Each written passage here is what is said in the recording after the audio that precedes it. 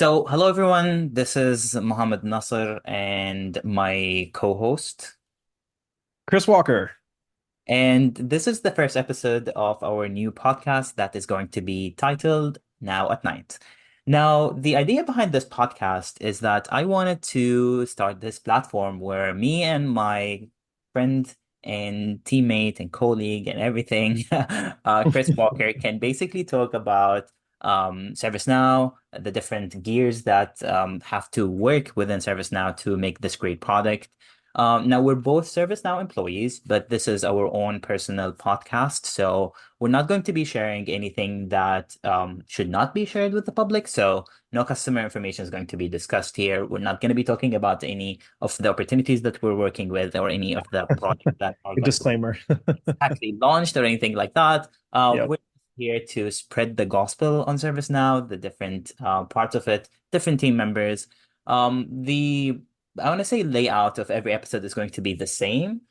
Starting every episode, we're just going to be basically talking about our day-to-day activity, things of that nature. Moving to our guests every time or every episode, we're going to have a unique guest that is one of the gears within ServiceNow that basically is going to join us, help answer some of the questions that you might have in your mind about that role, what exactly they do, and all of the fun parts. And then the last couple of minutes, we're going to end with some of the latest news, whether that was within the ServiceNow world or outside of the ServiceNow world.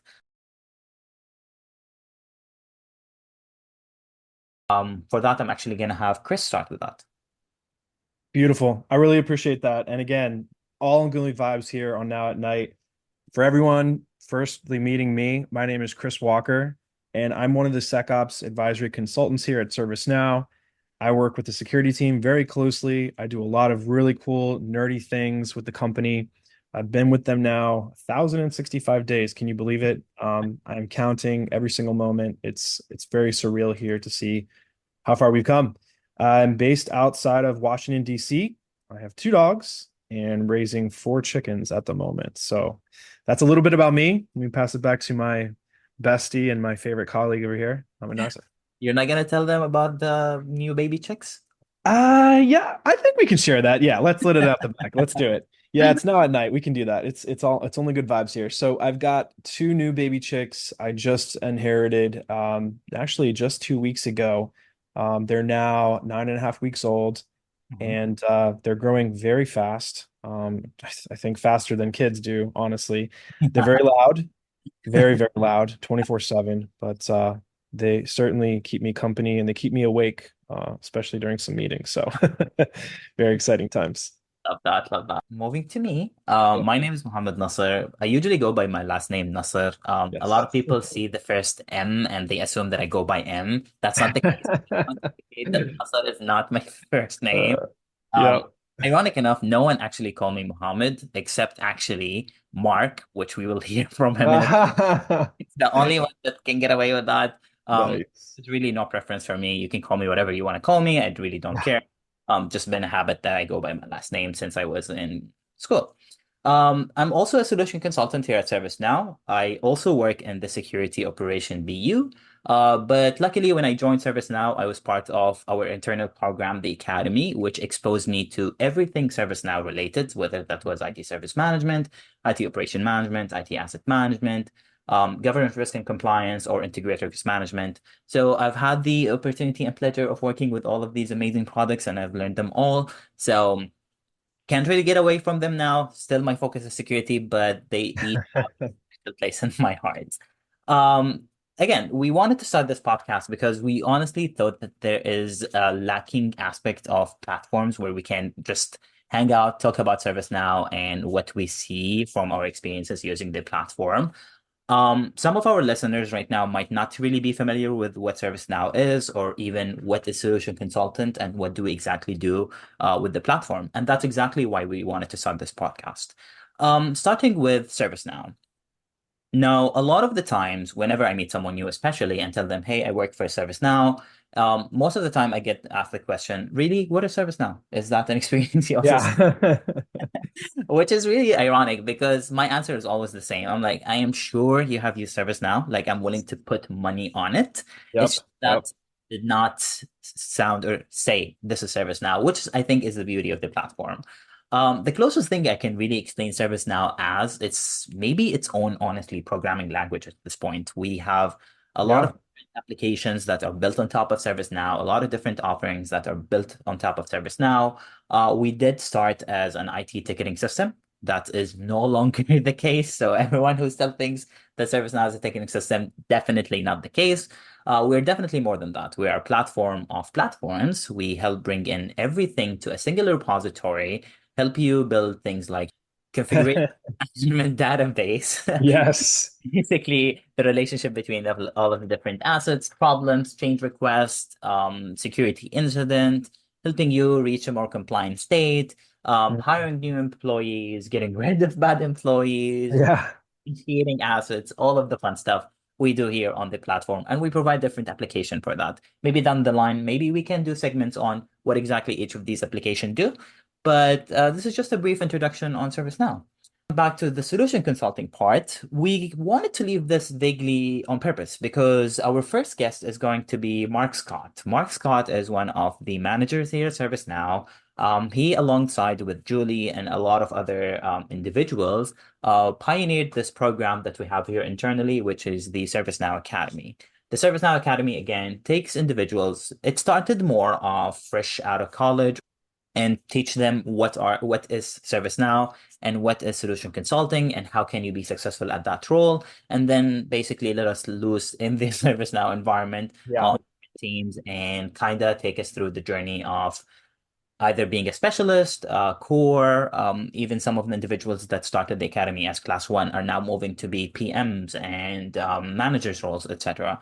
So it's definitely more than solution consulting, but Mark is gonna again tie on the loose ends on what is solution consulting and what we do on our day-to-day jobs. So with that, we're gonna pause our conversation here and move to the Mark part. Okay, well, for our first guest on this episode, I wanted to bring someone who's very close and dear to my heart, someone who actually gave me the start to my journey here at ServiceNow, someone who actually hired me, and one of my mentors that I constantly bombard with my questions and kind of hoping to get his feedback and his insight, given that he has been doing this for a long time.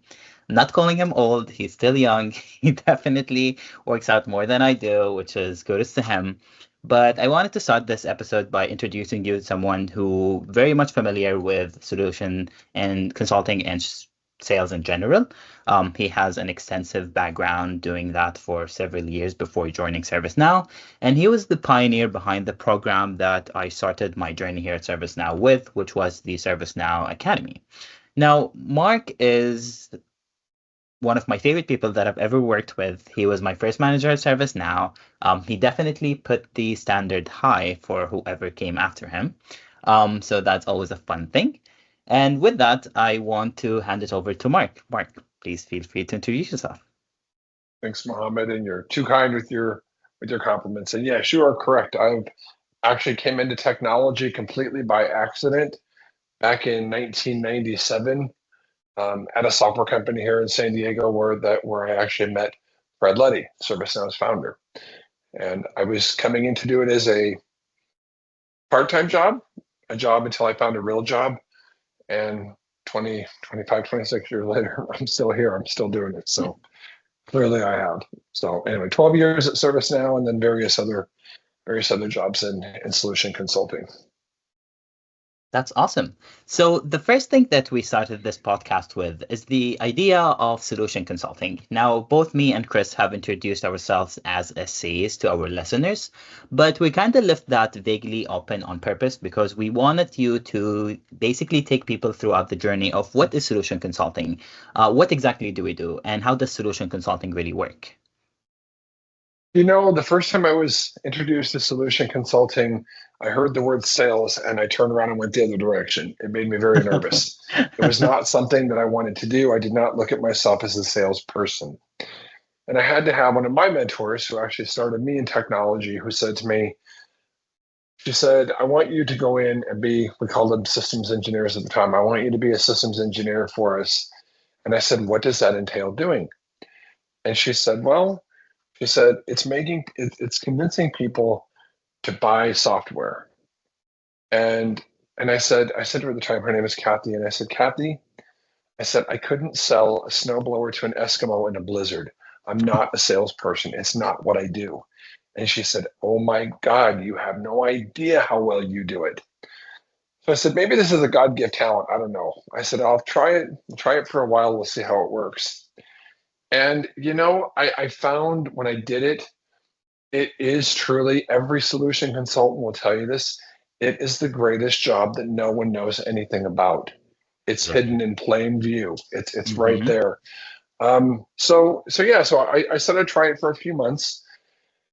And all these years later, I can't imagine doing anything else. I've sold hundreds of thousands, probably millions of dollars of software. But when I came to ServiceNow and I started the academy 6 years ago, I was more focused on early career. How do I get people like you to be a Hmm. solution consultant? How do I sell that job? Hmm. And part of the reason I think that the academy has been so successful is I equate the job to you as a person who is what I like to call a digital native, who've been around Hmm. technology your whole life. I need to Yeah. make it relevant to you. And the best way to do that was I tell all my prospective interviewees and the people that I hire, you're an influencer. You're an influencer that's a great storyteller that has a natural curiosity, and you enjoy process.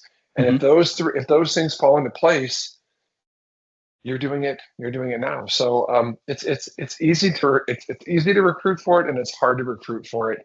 But Absolutely. the other thing I've noticed in solution consulting, you either love it or you don't. You don't Absolutely. learn to like it. It's either a passion or it's not. So you know very quickly if you're in the right field. Absolutely. Now, I know that you had shared with us previously that once you meet someone during the interview process, you look for specific things that are usually the telltale of whether they can make it as an SC or not. I personally do know the answer, but I don't think that our listeners do.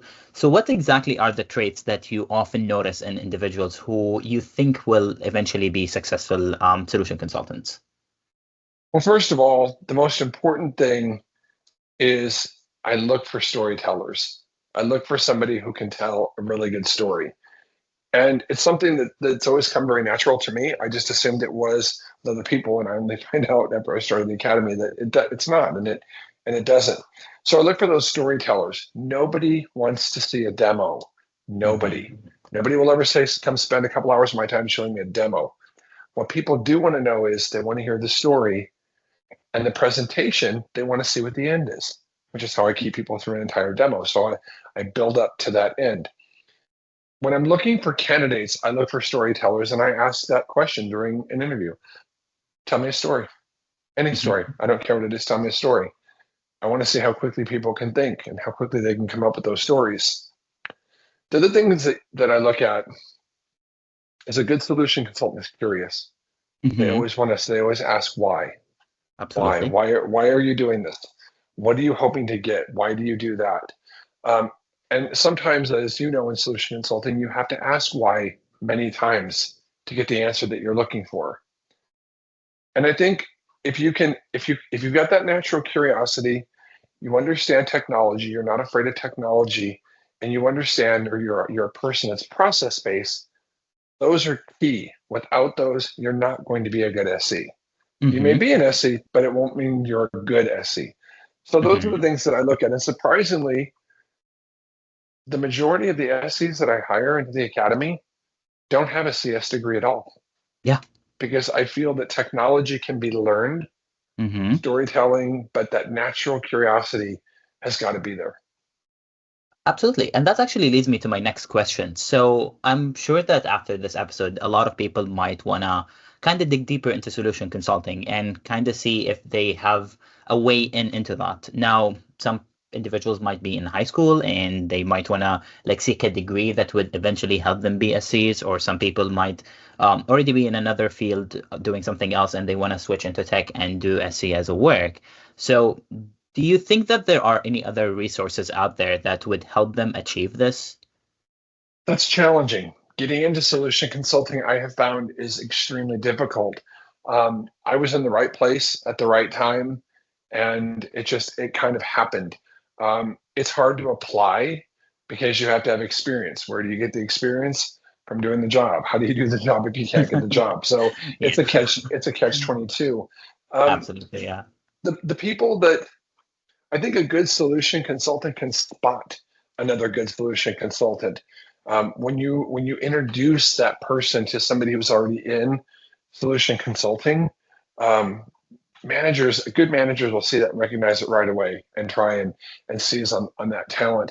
But it's it's really difficult, which is why, when we started the SC Academy here at ServiceNow, um, I was excited about it. I was Mhm. really excited about it. I was nervous about it because I'd never done it before, and I don't consider myself a teacher. Yeah, But I was excited because it's giving an opportunity to do something in a field you otherwise normally won't get that opportunity. true. So Very. yeah, so it's if you're lucky enough to find a place that has internships in your early in career, I think it's a great opportunity. But it's hard to get into because you have to have the experience, and the only way to get the experience is to do it. So I think the program we've started really capitalizes on that. Now, two questions from here. I know that technically, and I agree with you personally, I don't consider my job to be salesy very much. But do you believe that an experience in sales could be beneficial if someone wants to get into the line of solution consulting? Yes and no. Mm. I think from a sales aspect, that is a fine line I walk all the time. I have salespeople who want to be SEs who end up being salespeople. Hmm. Very different personas, very different personalities. Hmm. As a solution consultant, I'm not trying to sell you anything. I'm Yep. trying to help you solve your problem. I don't have a number that I'm looking at. I mean, I do, but I look at it. I look at it differently from a sales. I have, in my personal experience, I have found it extremely challenging to hire someone from sales into solution consulting because Why is that? they can't get rid of that sales mentality. Uh-huh. And a customer or a prospect can smell a sales rep a mile away, Absolutely. and I don't come in with anything other than empathy to help you solve your problem. A True. salesperson comes in to sell your product. Hmm. Absolutely. Now, do you think that there is a perfect balance between the two? I mean, as an SC, sometimes we do show up. I mean, in my case, all of the time I show up with the intention of helping the customer, wanting them to get out of the call satisfied. But at the same time, I still do want to sell the product. After all, this is part of my compensation, and I still want to get to the end goal of getting the customer both satisfied and actually also sell them the software that I am doing a demonstration on or walking them through its technical capabilities. Is there a happy balance between the two? I think so. I think it's a very gray area. You don't want to step too far into the sales side. You don't want to go too far into the solution consulting. So it's one of those, I like to call it, it puts you in the Goldilocks zone. Not too much, not too little, just right in the middle. And so, yes, I do think you have to have some of that sales, but salespeople, what they do, I respect them immensely. I could never do what a salesperson Absolutely, does. yes. So I look at my salespeople that I worked with when I was an SE as my partners. Hmm. We partnered together, and together we made an amazing team. But yeah, I think an SE does have to have a certain amount of sales, but like I said, it's kind of in that Goldilocks zone. Great, great. And when the first step of getting a job at or getting a position in the academy is usually passing the first line of recruitment, and that is usually looking at your resume, your experience, your education, all of that. You already told me that when I personally applied, you weren't really impressed with my education. And you kind of like the fact that I kind of knew the platform, and I also knew that enough about security to basically fit a specific niche offering within ServiceNow. So, for our listeners, what advice would you give them when they are making a resume to either join ServiceNow as part of the academy or join ServiceNow as solution consultants? Oh, the success we've had with the academy has exceeded my wildest expectations, and I say that in the strongest sense. Um, I I would say I'm averaging when I'm having somebody apply in my last class of 7 people that I hired, we received 660 applications for Wow. seven positions. Wow. I'm really lucky. I've got an amazing recruiter who knows exactly the profile that I'm looking for, um, of both sales, public speaking, um, just somebody that kind of fits that niche, and she does it incredibly well. Um, what I'm really looking for, people have to be willing to speak. Yeah.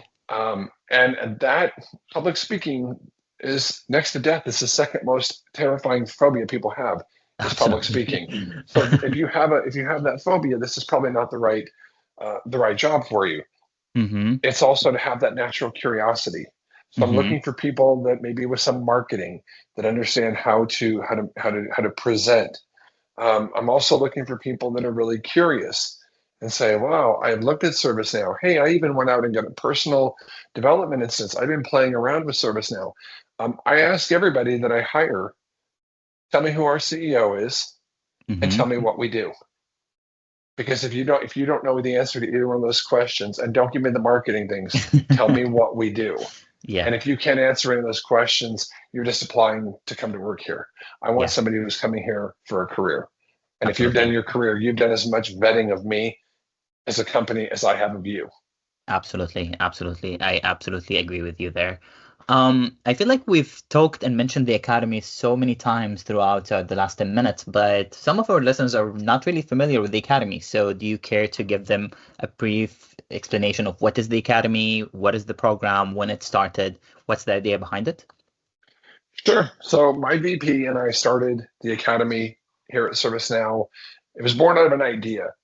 I think it was a practical one. I wasn't there for the beginning stages. I came in closer towards it starting, but it was to hire people for ServiceNow, train them by ServiceNow on ServiceNow. When I had an opportunity to do early career, you were all my lump of clay. It was up to me Mm-hmm. to mold you into what I didn't have to worry about any bad habits or legacy issues that we deal with long-standing SEs or bad habits to break.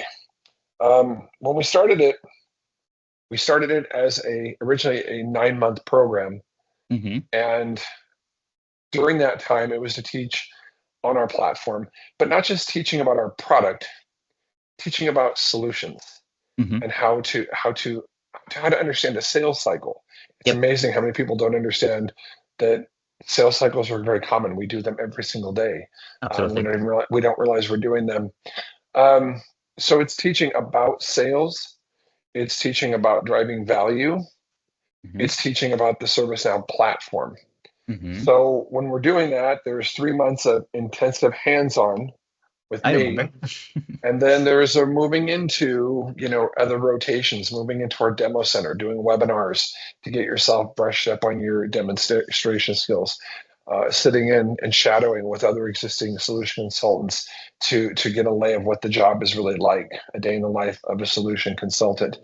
When the academy graduates finish the program successfully, they're placed in digital solution consulting Mm-hmm. at one of our 2 hub cities, either in San Diego or in Boston here in the Americas, where they're at for about 2 years. And that sounds like a long time to people, to Gen Z. That sounds like a long, long time.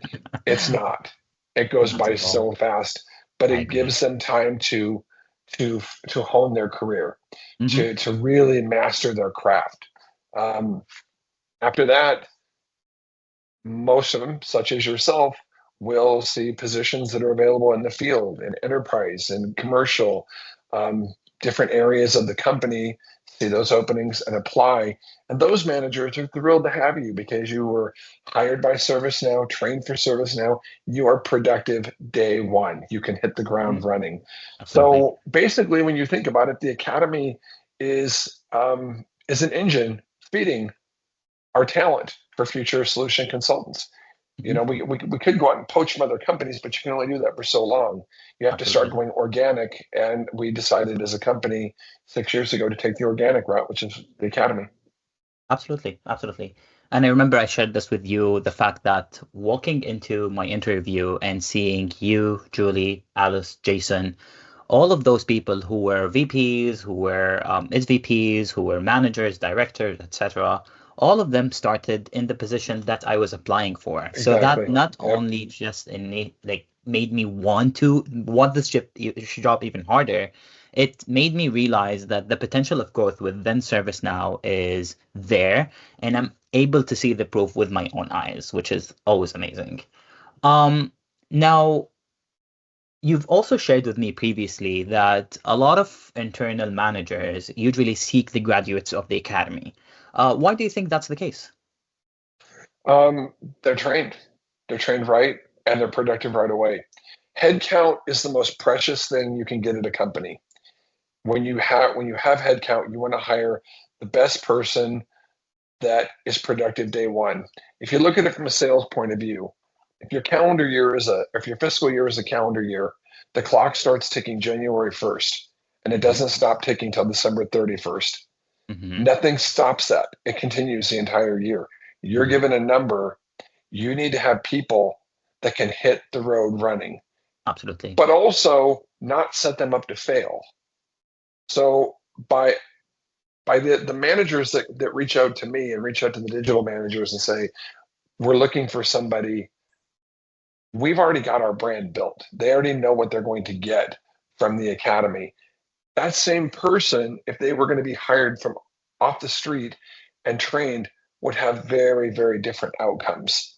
It could cause, a little bit higher turnover. It takes longer. And it also distracts from the manager while having to go out and recruit new candidates from working with the SEs they currently have on current business. Hmm. So it kind of minimizes the distractions and lets them stay focused on the number. Agreed.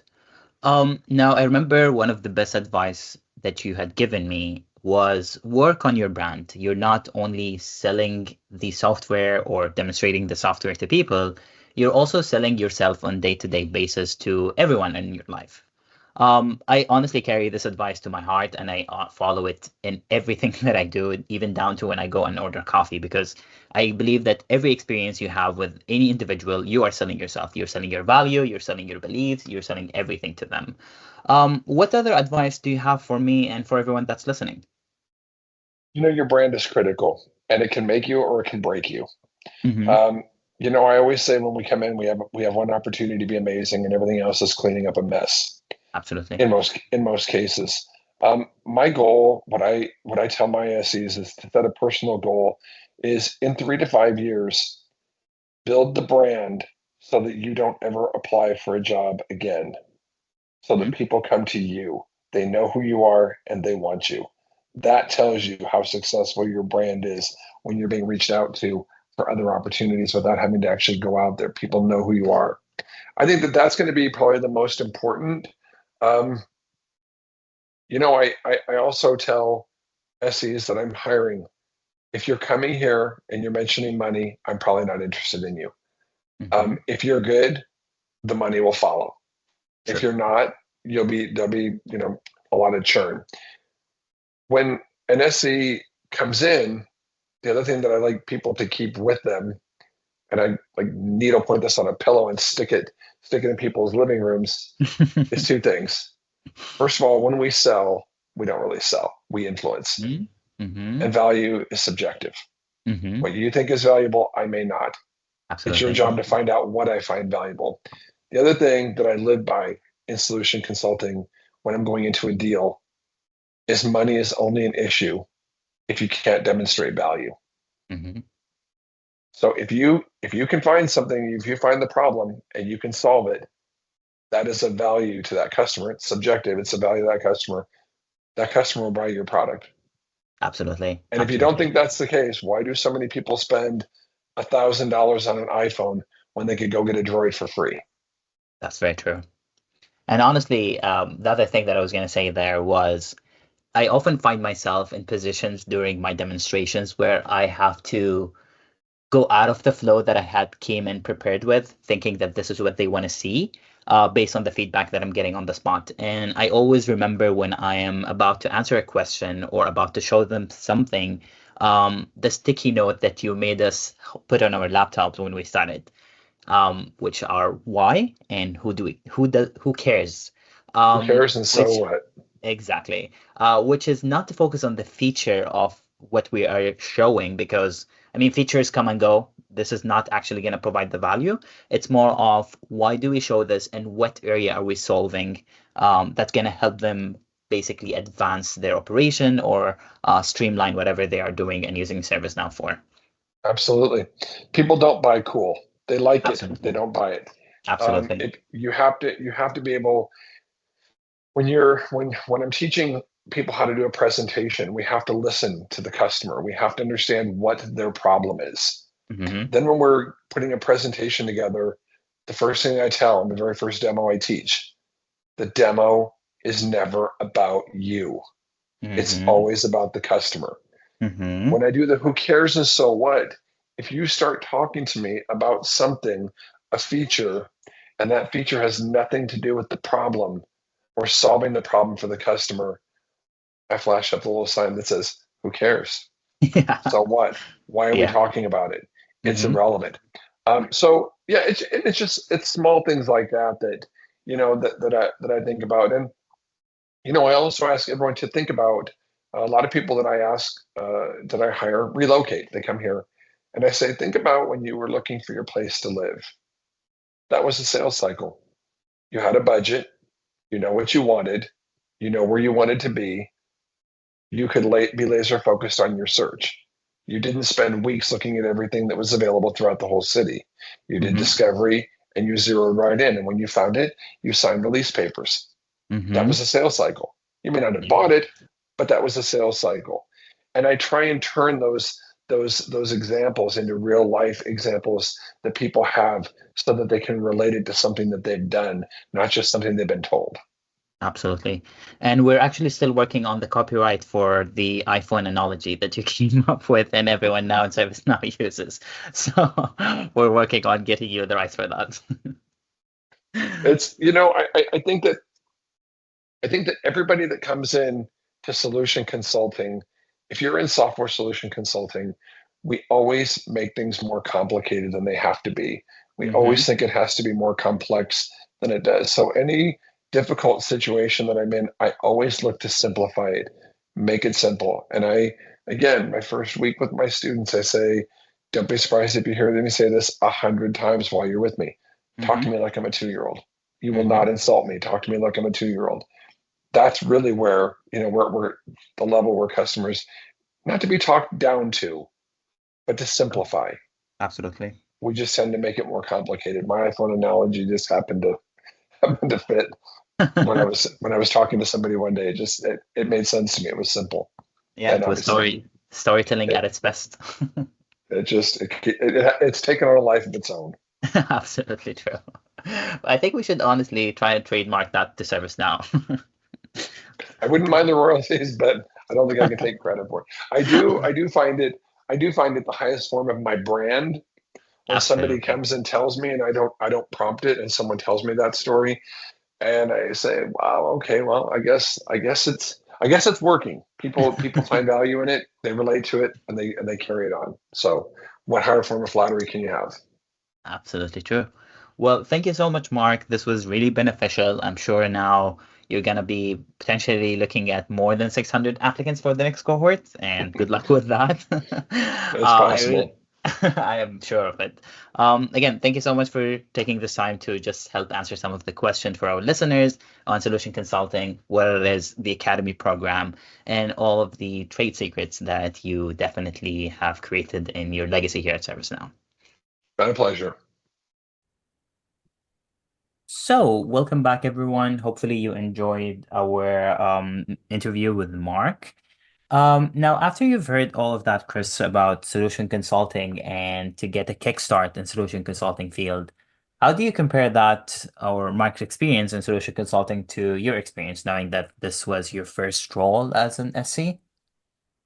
Yeah, I think that's a really good takeaway and a great segue kind of into my career and where solution consulting really started for me was actually a place right before ServiceNow. I was actually a solution engineer for just 2 years. And again, it doesn't sound like a lot, but 2 years is definitely a lot of time I think to that's start that engineering, kind of that engineering experience. But what I think was really unique and interesting about becoming a solution consultant at ServiceNow, it was much more encompassing of the full package of a person, right? Right. Not just the technical aspects, but also bringing in the human elements and that experience, right? A lot of the field experience that I've had from customers and building my own teams have Mhm. really helped me focus around areas of consulting and advising my clients, right? My customers at this case, Absolutely. to really show them that we have a lot of areas that they might not have read up on or seen on the internet or seen on a post, right? Or LinkedIn.